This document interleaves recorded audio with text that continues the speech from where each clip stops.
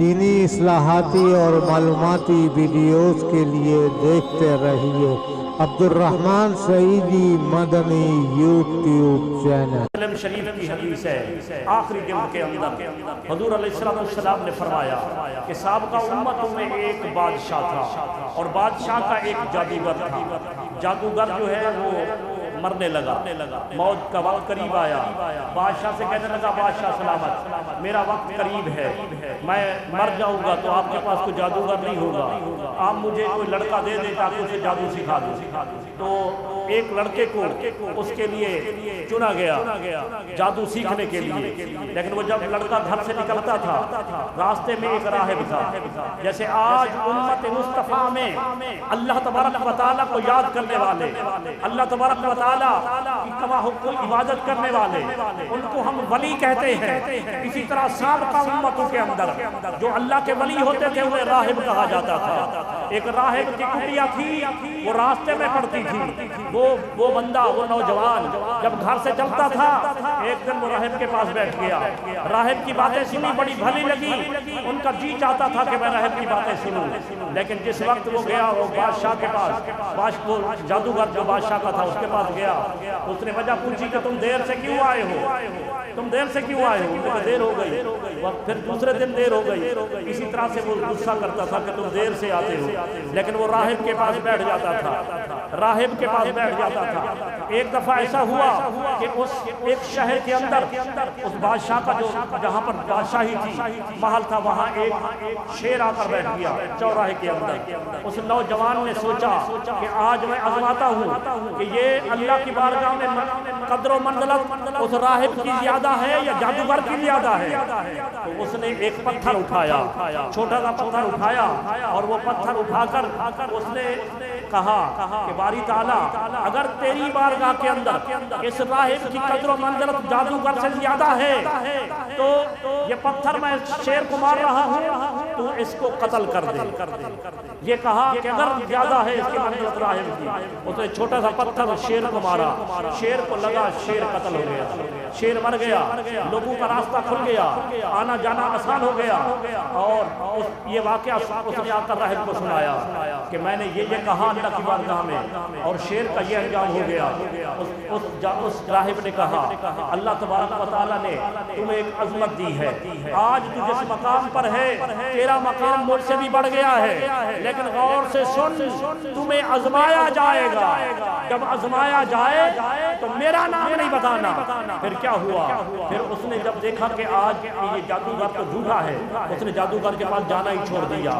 اس نے تنہا بیٹھ کر وہ اللہ اللہ کرنے لگا، لوگ آتے تھے شفا یاب ہو جاتے تھے، یہاں تک کہ وہ جو عیسیٰ علیہ السلام کی جو معجزات اللہ نے قرآن میں بیان کیے، کوڑھی کو شفا دینے والا، مادرزاد نبینے کو شفا دینے والا، اللہ تبارک و تعالیٰ کے کرم سے وہ نوجوان بھی اگر برس کی بیماری والے آتے تو ان کا ہاتھ پھر شفا یاب ہو جاتے، نبینے آتے تو بینا ہو کر جاتے، جو کسی مرض والا آتا وہ شفا یاب ہو کر جاتا۔ الغرض بادشاہ کا مصاحب یعنی وزیر اعظم جو تھا وہ آنکھوں کی بیماری میں مبتلا ہوا، نبینا ہو گیا۔ کسی نے کہا کہ فلاں مقام پر ایک نوجوان بیٹھا ہے اور اس کے پاس جا، وہ اللہ تبارک و تعالیٰ کی بارگاہ میں دعا کرتا ہے اور شفا یابی ہو جاتی ہے۔ وہ گیا اس نوجوان کے پاس، انہوں نے کہا کہ آپ مجھے جو شفا یابی ہے مجھے دے دیجیے، مجھے شفا یاب کر دیجیے۔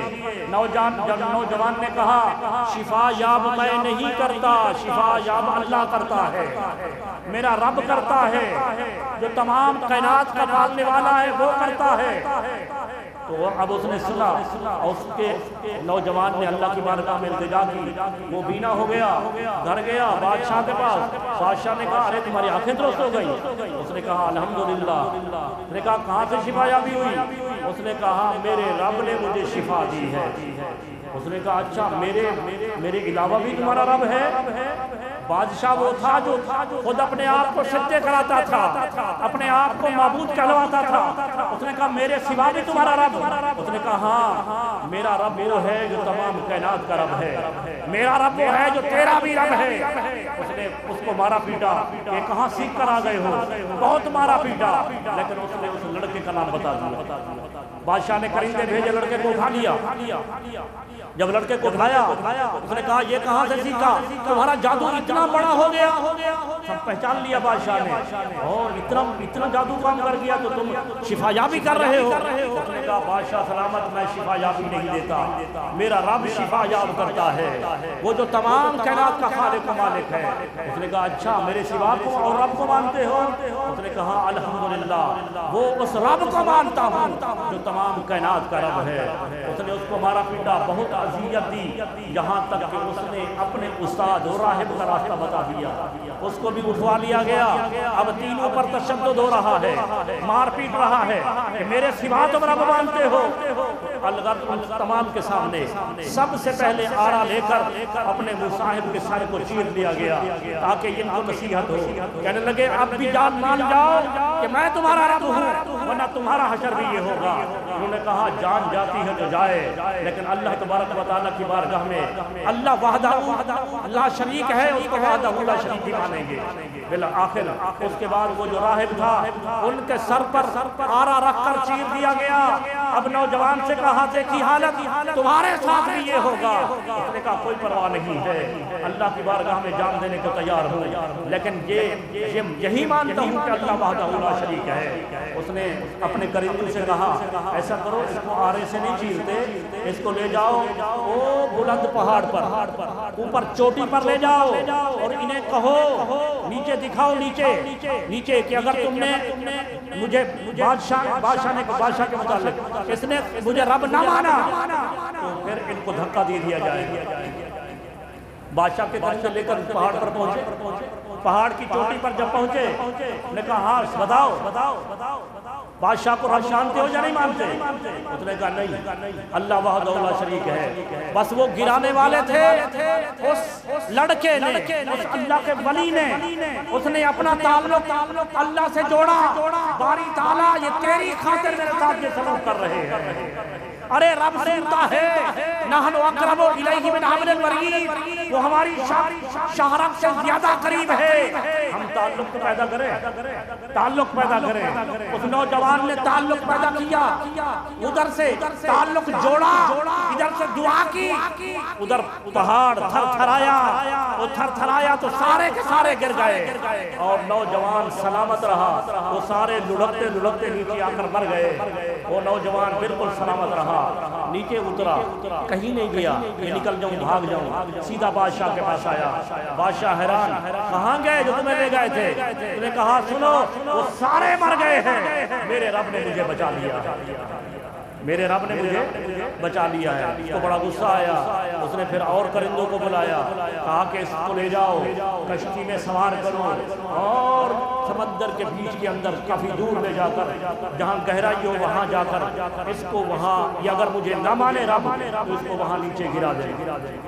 وہ لے گئے اور جب وہ وسط سمندر میں پہنچے تو پھر وہ کہنے لگے ہاں ہمارے بادشاہ کو رب مانتے ہو؟ انہوں نے کہا نہیں مانتا، میرا رب اللہ ہے، وہ وحدہ لا شریک ہے۔ تو عزیزان گرامی قدر پھر اس کو اٹھا کر گرانے والے تھے، اس نے پھر تعلق جوڑا اللہ کے ساتھ تعلق جوڑا۔ وہ کشتی ہچکولے کھانے لگی، ایسی ہچکولے کھائی کہ وہ کشتی کے اندر جو تھے سارے گر گئے۔ نوجوان محفوظ رہا۔ وہ نیچے اترا، کشتی کو کنارے لگا کر نیچے اترا، پھر بادشاہ کے پاس۔ بادشاہ سلامت میں آ گیا، ارے تم آ گئے، وہ تمہارے ساتھ تھے وہ کہاں گئے؟ سارے مر گئے، میرے رب نے مجھے بچا لیا۔ اب سوچ رہا ہے بادشاہ کیا کروں، اس کو ماروں تو کیسے ماروں؟ نوجوان نے خود ہی کہہ دیا اے بادشاہ اگر تو مجھے مارنا چاہتا ہے تو اپنے مرنے کا طریقہ خود بتاؤں گا، میرے کہنے کے مطابق مجھے مار، تجھے مارنے میں مزہ آئے گا، مجھے مرنے میں مزہ آئے گا۔ جو میں کہوں گا کیسے مرے گا تو؟ اس نے کہا سنو، سب سے پہلے اپنی رعایا میں اعلان کر، ساری رعایا میں اعلان کر، جمع کر سب کو ایک بڑے میدان کے اندر، اور پھر ان سب کے سامنے ایک اونچی جگہ پر یا ایک درخت پر مجھے سولی چڑھا، مجھے کہیں اونچی جگہ پر کھڑا کر، اور میرے ترکش سے میرے تیر کمان کو لے، میرے تیر کمان کو اس کے اندر تیر کمان کے اندر تیر ڈال، اور جب تو تیر چلا تو کہے کہ میں اس لڑکے کو اس لڑکے کے رب کے نام پر مارتا ہوں۔ اگر یہ کہے گا تو مروں گا، ورنہ نہیں مروں گا۔ کیا کہے؟ تیر چلاتے ہوئے تو کہے کہ میں اس لڑکے کو اس لڑکے کے رب کے نام پر مارتا ہوں، اور جب تو پھر تیر چلائے گا تو اس میں تو مارے گا، میں مر جاؤں گا، مجھے مرنے میں مزہ آ جائے گا۔ بلاخر اس نے ایسا کیا، اس نے سب کو جمع کیا، کسی طرح اس کی جان تو چھوٹے یہاں سے۔ تو یہ کون سی بات ہے کہ سب کو جمع کر کے یہ مر جائے گا، اس کے بعد نہ رہے گا باس، نہ بجے گی بانسری۔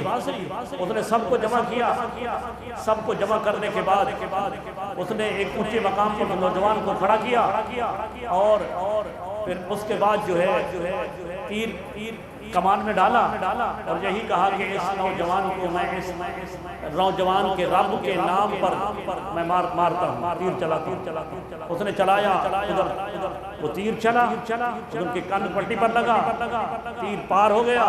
نوجوان نے یہاں پر ہاتھ رکھا، اللہ کا نام لیا اور شہید ہو گیا۔ شہادت تو اس کی ہو گئی، لیکن جو سارا مجمع تھا، تمام بادشاہ کی رعایا تھی، انہوں نے سن لیا تھا کہ یہ نوجوان اس کو پہاڑ پر لے گئے، اس کو نہیں مار سکے، سمندر میں لے گئے، نہیں مار سکے، توکل اللہ ایسا تھا، نہیں مار سکے، لیکن جب انہیں مارا تو کہا کہ اس لڑکے کے رب کے نام پر مارتے ہیں۔ تو کہنے لگے، سارے مجمع پکار اٹھا کہ وہ رب اتنا عظیم ہے، ہم بھی اس لڑکے کے رب پر ایمان رکھتے ہیں۔ وہ جو ایک گھر میں جا کر تبلیغ کرتا ہے نا کہ اللہ وحدہ لا شریک ہے، اس نوجوان نے جان تو دے دی، لیکن اتنا بڑی تبلیغ کر گیا، پورے کے پورے مجمع کو مسلمان کر گیا، مومن کر گیا۔ پھر سب کے سب مسلمان مومن ہو گئے، تو پھر بادشاہ نے سب پر ظلم کرنے کے لیے خندق کھدوائی۔ قرآن مجید کے اندر اس کا واقعہ اصحاب الاخدود کا، خندق کے کھدوائی کہ خندقوں کے اندر آگ جلائی کہ جو مجھے رب مانے اس کو چھوڑو، جو نہیں مانے خندق کے وہ اندر جو آگ دہک رہی ہے اس کے اندر ان کو ڈال دیا جائے۔ اسی واقعہ کے اختتام میں کیونکہ حدیث کو پورا کر دوں کہ ایک عورت تھی، چھوٹے سے بچے کو اٹھا کر اس کو بھی لے آئے تھے، وہ ہچکچا رہی تھی، کیا کروں، چھوٹا معصوم بچہ ہے، چند مہینوں کا بچہ ہے، تو اس کو گود میں لے کر اب مجبور کیا جا رہا ہے، جب بادشاہ کو خدا مان، رب مان، یا پھر آگ میں۔